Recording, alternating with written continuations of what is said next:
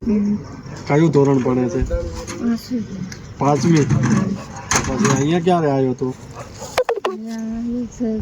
છોકરો હે છોકરો નહીં અહીંયા કેટલા દિવસ થયા? તો તાર ભણતર નહીં બગડે? તો અહીંયા રહીને ભણે છે?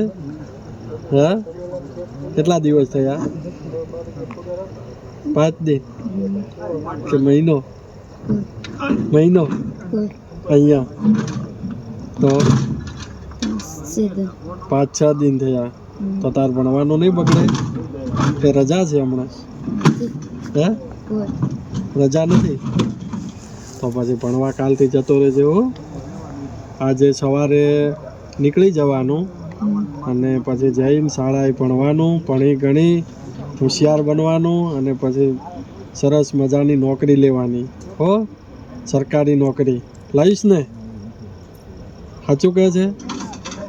અને જો તાર ભાઈ છે ને શુકલાલ, એને પણ મેં સમજાયો છે બરાબર. એને પણ કીધું છે કે તું કોમ્પ્યુટર આવડે છે તો કોમ્પ્યુટરમાં જતો રહે તો કોમ્પ્યુટરથી છે ને સારો પગાર મળે ને આવું જોખમી કામ ન થાય હો.